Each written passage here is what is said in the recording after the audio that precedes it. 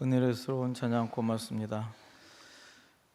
오늘 또 주님 사모하는 마음 가운데 주의 제단에 나와 하나님께 예배드리는 여러분, 주님께서 베풀으시는 은혜와 축복 받아 누리는 복된 시간 되시기를 주님의 이름으로 축원을 드립니다.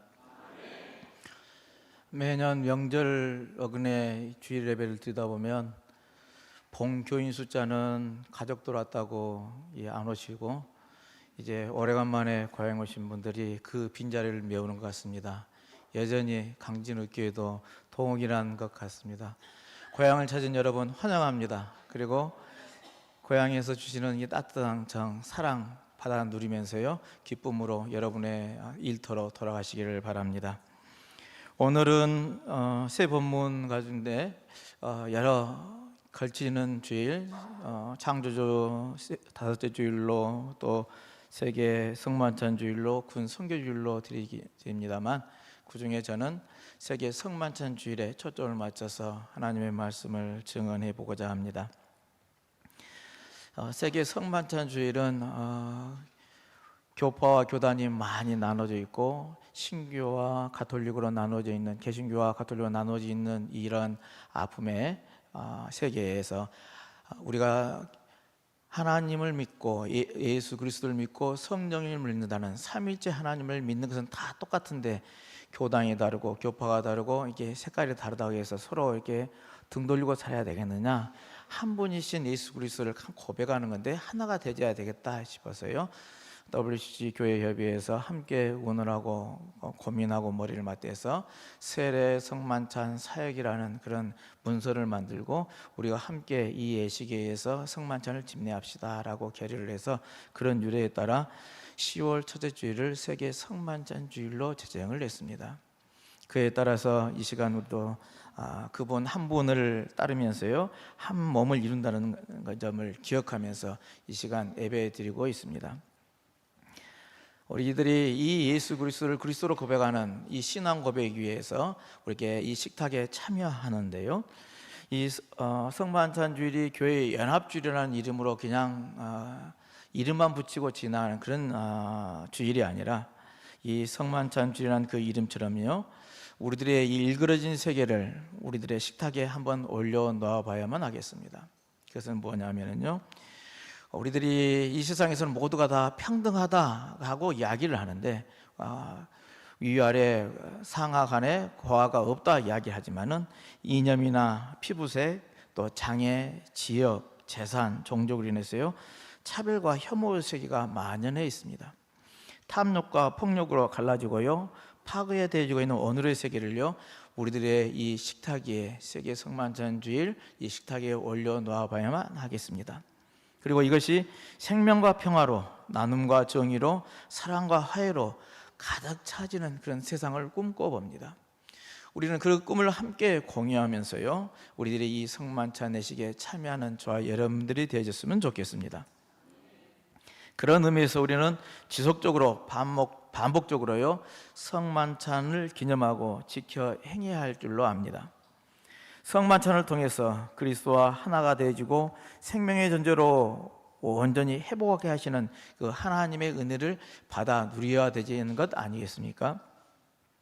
예수님들은 항상 많은 이들을 자신의 식탁에 초청하셨습니다. 그리고 그 초청의 신분들이 다양했습니다. 당시 유대인들에게는 죄인 취급하였던 세리와 죄인을 불러주셨고요 소외되고 억울한 자들을 불러주셨습니다. 이 모두를 자신의 식탁에 초대하셨습니다. 그리고 예수님과 함께하는 이 공동의 식사는요 하나님 나라의 생명 공동체를 만들어가는 통로의 역할을 하게 하셨습니다. 누구에게나 열려있고 누구에게나 평등한 식탁의 자리, 차별과 배조로 억압과 소외로 사회에서 인정받지 못하고 존대받지 못하는 사람들이 이 식탁에서는요 모두가 평등하게 먹고 마시고 존재가 회복되어지고 아픔이 치유되는 은혜의 잔치 자리가 되어졌더라 하는 이야기입니다. 하나님께서 창조하신 피조물 모두가요 하나님께 주신 이 생명의 권리와 존엄성을 가지고 있음을 식탁에서 직접 만드시고 초대하시고 베푸시면서 경험하게 해 주시더라 하는 이야기입니다. 이렇게 생명의 존재 회복과 치유가 일어나는 자리가요, 바로 예수님의 거룩한 식탁이었고 하나님의 나라였던 것이죠. 지난주에도 제가 말씀을 드렸습니다마는, 교회는 하나님의 이 땅에 이루어지는 천국의 모델이라고 그랬습니다. 그런 모델을 만들어 가기에 이 주님께서는 초청하여 주시고 그 나라를 만드셨던 것이죠. 우리들이 잘 아는 것처럼 예수님은 그 식탁을 직접 만들어 보이셨는데요, 오병이어의 기적이 일어나는 그 광경입니다. 예수님은 남자들만 5천 명이 모인 베세다 빈들에서요, 거룩한 식탁을 차려주셨습니다. 한 아이가 내놓은 보리떡 5개와 물고기 2마리로 이 모두가 배불리 먹고도 12광주가 남는 놀라운 기적 역사를 연출하셨죠. 이 표적을 경험한 사람들은 예수님을 왕으로 모시고자 했습니다. 그러나 예수님은 그들을 향해서요, 요한복음 6장 26절로 27절 말씀에 이렇게 이야기합니다. 함께 한번 읽어보실까요? 예수께서 대답하여 이르시되 내가 진실로 진실로 너에게 이르노니 너희가 나를 찾는 것은 표적을 본 까닭이 아니요 떡을 먹고 배부른 까닭이로다. 썩을 양식을 위하여 일하지 말고 영생하도록 있는 양식을 위하여 하라. 이 양식은 인자가 너에게 주리니 인자는 아버지 하나님께서 인치신 자니라. 아멘. 예수님은 자신을 따르는 사람들에게 정말 중요한 것은 먹을 양식이 아니라 인생의 의미, 삶의 양식이라는 사실을 우리한테 일깨워주고 싶었던 겁니다. 아니, 제자들에게 그렇게 일깨워주고 싶어서 이 말씀을 하셨던 것이죠. 지금 당장 주름배를 채울 떡도 중요하지만은 인간은 영생을 위한 양식을 구할 때 정말 사람다워진다라고 여겼던 것입니다. 예수님께서 그 양식을 주신다고 말씀하시자 사람들은 당장 구약에 있었던 만나를 떠올립니다. 눈에 보이는 그 표적을 요구합니다. 모세에게 보였던 그 기적과 표적을 우리에게 보여주시오라는 요청이죠. 우리들이 출애굽기의 말씀이 그런 내용입니다. 애굽에서 탈출한 이스라엘 백성들은요, 광야 초입부터 먹고 마시는 문제와 이제 부딪히게 되집니다. 애굽에서는 노예 생활을 했지만 그러나 굶어 죽지는 않았는데, 이 광야로 우리가 나와라 해서 나왔더니 먹을 것이 없어서 굶어 죽게 생겼다 하는 그런 주장입니다. 이 문제가 쉽게 해결되지 않자 지도자 모세를 원망하기 시작하죠. 모세를 향한 백성들의 원망을 바라본 하나님께서는요, 특별한 방식으로 이 문제를 해결해 주십니다. 오늘 본문이 뭡니까? 만나와 메추라기를 이들에게 내려주십니다. 이스라엘 백성들은 이렇게 만나와 메추라기를 먹고 광야 40년을 버텨냅니다. 먹고 사는 문제가 생명의 전표를 결정짓는 이 생존의 상황에서는요, 이 만나와는요 정말 그들에게는 생명의 양식이 되었던 것은 분명합니다. 그러다 보니 그들의 경험을 가지고 있던 이스라엘 백성들은 예수님 당시에도 이 모세와 같은 지도자가 나타나서 먹고 사는 것부터 시작해서요, 로마로부터 해방까지 되는 모든 것을 일시에 해결해 주시는 정치적 메시아가 우리들에게 오기를 간절히 기다렸던 겁니다. 그런데 이제 베세다 광야에서 5천 명이 먹고 또 남는 12광지라 남는 이 기적을 연출하고 나오니 바로 예수님이 그러한 우리들의 메시아이구나라고 생각하면서 그 기적을 또 한 번 요구를 하셨던 것이죠. 그런데 그들을 향해요, 예수님은 다른 말씀을 하시죠. 오늘 본문 요한복음 6장 51절 말씀입니다. 함께 읽어볼까요? 나는 하늘에서 내려온 살아있는 떡이니 사람이 이 떡을 먹으면 영생하리라. 내가 줄 떡은 곧 세상의 생명을 위한 내 살이니라 하시니라. 사람들은 예수님께서 그들을 구원할 메시아심을 바라보지 못하고 오병이어의 기적이만 마음을 빼앗기세요, 생명의 떡이신 예수 그리스도를 바라보지를 못했던 겁니다. 납득하지 못하는 사람들 향해 예수님이 다시 한번 자기를 소신하면서 하늘에서 내려온 생명의 떡이라고 말씀을 하십니다. 하늘에서 내려온 살아있는 떡, 이것은요 어떤 실체가 아니라요, 예수님의 삶 그 자체가 바로 하늘에서 내려온 살아있는 떡이다 하는 선언이었던 것이죠. 살아있는 떡이란 것은요 살리는 떡이라는 말입니다. 우리들이 밥상에 보면 무슨 생각이 드십니까? 잘 차려진 식탁을 맞이하는 이는요, 밥을 먹음으로써요 기운을 차리고 생명을 이어가는 것은 당연지사입니다. 우리들 어르신들 곡기가 끊어지면 그 생명에 다한다 말씀하시죠. 그만큼 우리 곡기라는 것, 밥이라는 것은 우리에게 생명을 유지하는 데 중요한 일입니다. 근데 밥의 존재 이유는 누구에게인가 먹히는 것이 그 존재 이유입니다. 먹기 위해서 밥을 짓는 것이죠. 먹힘으로써 기운을 불어넣어 주고요, 생명을 유지하게 해주더라는 겁니다. 예수님께서 이러한 생명의 떡, 생명을 주는 밥이 되고자 오셨다고 오늘 선언하고 있습니다. 우리가 알아야 할 것은요, 예수님은요, 사람들을 복되게 하고 살리기 위해서요, 자기 자신을 떡으로 세상에 내어주셨다 하는 사실입니다. 자신을 믿는 자들에게 영생을 줄 뿐만 아니라요, 마지막 날에 부활의 영광에 참여하게 하심으로써요, 영원한 삶을 주시는 어떤 의미의 진정한 생명의 떡이 되어 주셨던 것이죠. 그렇습니다. 예수님께서는 생명의 떡으로 우리 가운데 오셨습니다. 그 떡은 하늘에서 내려와서 우리에게 생명으로 주어집니다. 그리스도인은 이 생명의 떡이신 예수 그리스도를 통해서요, 영원한 생명을 경험하는 사람들이고 지속해서 반복해서 경험하는 사람들이어야 한다는 것입니다. 그렇게 우리는 스스로에게 물어야 합니다. 생명의 떡이신 예수 그리스도를, 그 그리스도의 살과 피를 기쁨으로 먹고 마시면서 그리스도의 삶에 동참하고 있느냐 하는 질문입니다. 예수님은 오늘 이 시간 세계 성만 주지를 예배드리는 우리에게요, 이제 또 묻습니다. 그리고 권면합니다. 저는 세 가지로 권면하고자 하는데요, 첫 번째로는요, 세상의 근심 걱정 내려놓고 생명의 주인 되시는 하나님만 의지하라 하는 말씀입니다. 우리는 지금 무엇을 먹고 마시면서 살아가고 있습니까? 제가 이 질문을 던진 것은 무엇을 먹느냐는 이 질문에는요, 지금 우리의 생명을 위해서 우리가 무엇을 의지하며 살고 있느냐 하는 질문입니다. 세상 것에 의지하고 살아가고 있느냐, 아니면 하나님을 의지하고 있느냐 하는 질문입니다. 우리 안에 끝없이 솟아오르는 육신의 정욕, 안목의 정욕, 이생의 자랑을 먹으면서 살아가고 있느냐, 끝없이 고민하고 끝없이 싸워도 풀리지 않는 이 문제와 어려움으로요, 근심하고 걱정하면서 살고 있느냐 하는 이야기입니다.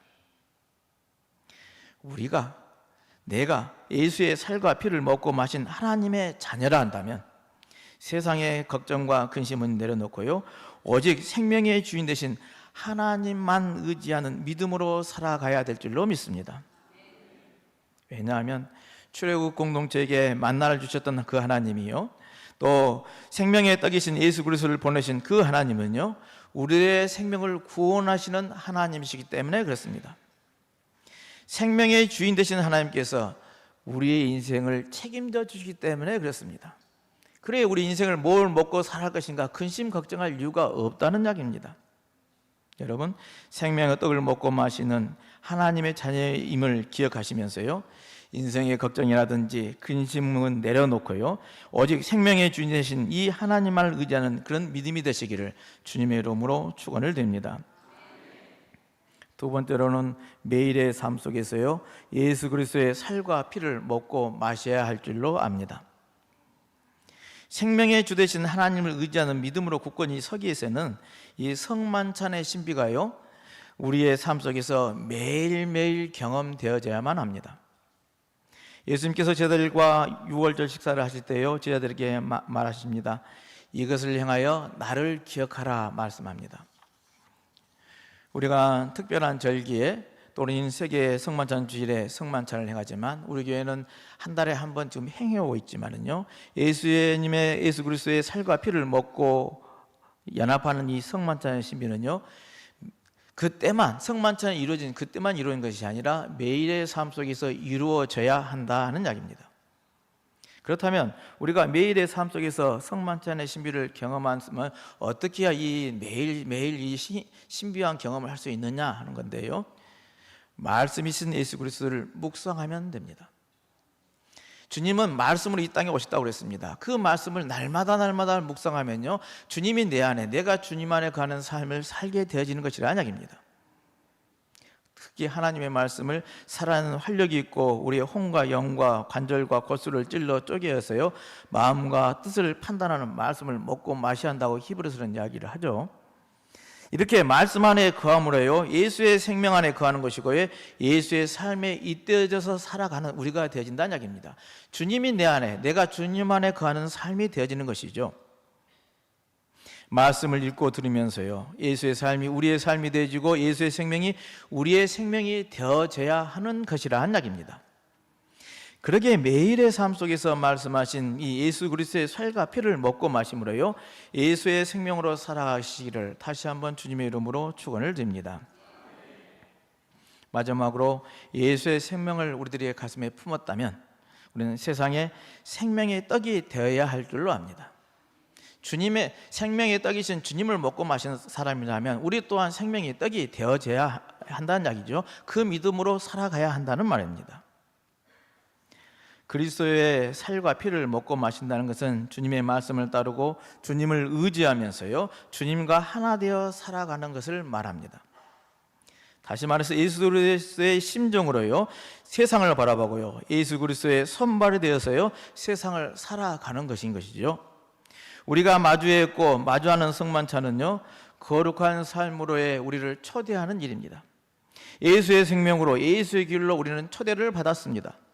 주님의 몸된 교회의 생명 공동체가 되어서요, 거룩한 삶을, 생명의 삶을 함께 살아내라는 그런 의미로 우리를 초대해 주셨다 하는 이야기입니다.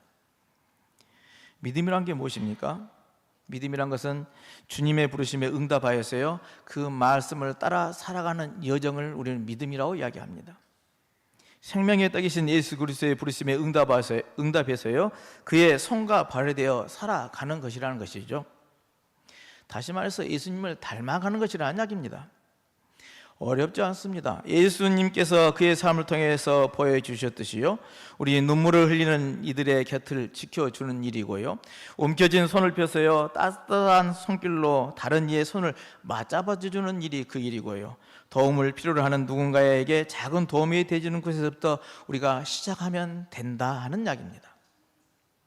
더 나아가서 가난한 자에게 복음을 전하고 포로로는 자에게 자유를, 눈먼 자에게 다시 보게 함을 전파하면서요, 눈 흘린 자를 자유롭게 하고 주의 은혜를 전하는 데까지 나아가면 더욱 좋겠습니다. 우리 안에, 내 안에 살아계신 예수 그리스도의 생명을 드러내는 그런 존재로 살아가자 하는 말입니다. 이러한 믿음의 삶은 결국 하늘에서 내려온 생명의 떡이신 예수 그리스도와 같이요, 세상에 생명의 떡이 되어지는 그런 믿음의 삶이라 하는 이야기입니다. 앞에서도 제가 말씀을 드렸듯이 밥의 존재유는 먹히는 것이라고 그랬습니다. 밥은 먹힘으로써 먹는 이로 하여금 기운을 북돋을 수 있게 할 수 있고 생명을 이어가게 하는 것이라고 했죠. 예수님은 바로 이 생명의 떡, 다시 말해서 생명을 주는 밥이 되고자 이 땅에 오셨던 것입니다. 그런데 먹히는 것은 먹혀서 그것이 없어져 버리지만 자기 소멸의 의미를 가지고 있지만요, 그것은 없어지는 것이 아닙니다. 새로운 생명의 변형이기도 합니다. 예수 그리스도의 살과 피를 먹고 마심으로 예수 그리스도와 연합한 우리는요, 예수의 생명 안에 있게 되어지는 것이죠. 또한 우리 안에 예수의 생명이 있게 되어지더라는 이야기입니다. 그러기에 예수의 생명을 품었다면 우리 또한 생명을 전하는 생명의 떡이요, 생명을 주는 밥이 되어져야 하는 것은 당연한 일이더라 하는 말씀입니다.